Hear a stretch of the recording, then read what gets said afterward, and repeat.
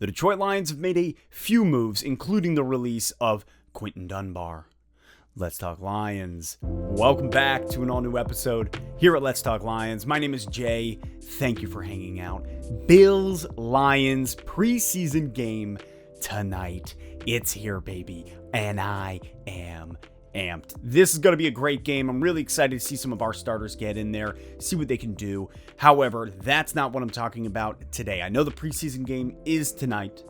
However, just some news, some things that have unfolded over the past few days. Obviously, just 2 days ago, the Detroit Lions made an interesting signing. They bring in cornerback Nickell Robey-Coleman. Well, with him coming in, it kind of got me wondering, what's the reason? Because looking at our cornerback room, looking at what we have going on in the secondary, I wasn't a big fan of the move, and I just kind of sat and watched, and as things have unfolded, we just saw that the Detroit Lions yesterday released Quinton Dunbar.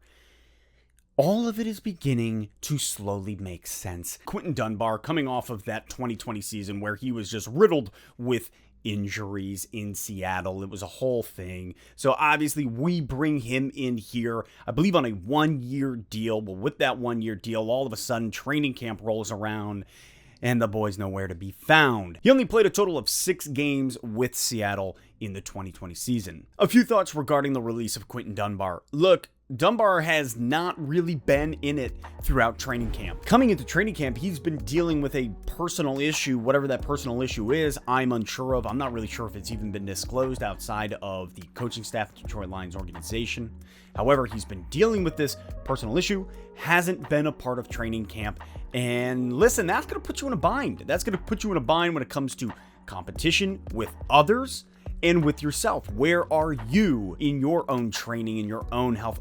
All of those questions kind of start to unfold. I look at Dunbar. You obviously have Jeff Okudah or Ruwarie as the starting cornerbacks, and that makes Dunbar going to be your third cornerback. Well, with that, he is a veteran. He has experience. It's excellent depth at the position because as we saw last year, cornerbacks went down harder than a domino falls. In the one sense, I'm definitely bummed because I was expecting something out of Quinton Dunbar on this team. However, something that I do want to look at is Mike Ford. Mike Ford, who was going to be a nickelback, is now...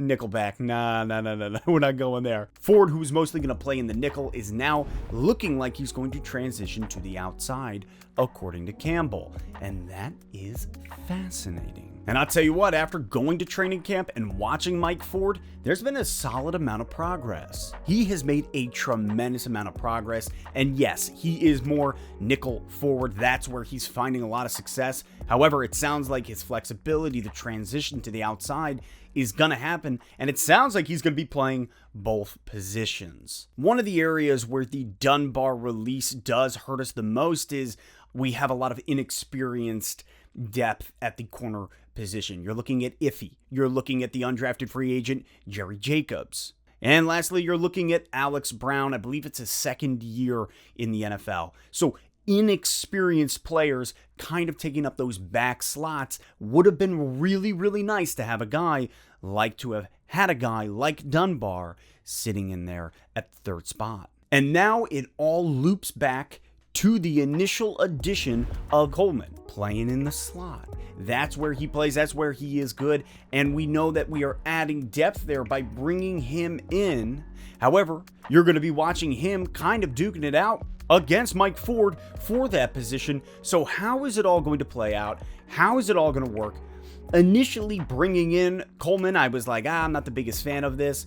Then Quinton Dunbar leaves. Now we're kind of left in this situation of, man, it'd be great to have a veteran, somebody with some experience in there.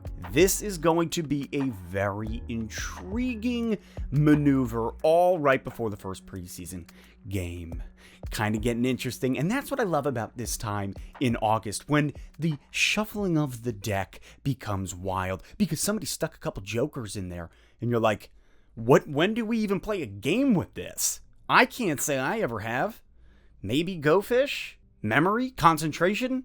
Coleman had talks with multiple teams, Minnesota, Arizona, I believe Seattle, a couple different teams, and instead he said that he wanted to come to Detroit. Detroit makes the offer, we work with him, we get him in here, and I find it fascinating, specifically some of the things he said. He said he wants to not only win, but win big, and he believes that that can happen here in Detroit. He's 29, he's a veteran, and he's here, in his words, to put a footprint in here with leadership, along with guys like Jeff Okudah coming alongside some of our younger guys as an experienced vet and make a difference. Quite frankly, I love it. I love that aspect of this signing. I love his heart and that he's coming in and he's speaking big and he wants to be here in Detroit.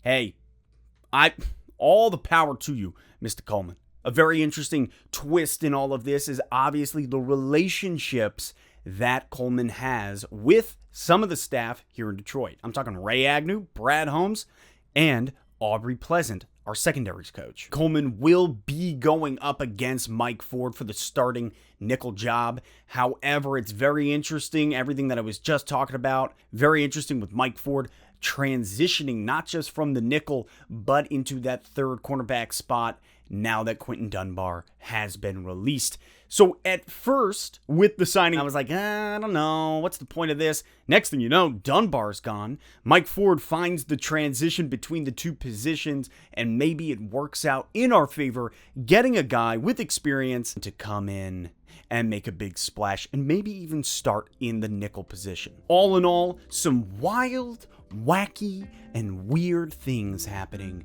just on the cusp of the first preseason game. That's right, wild, wacky, weird. www.com.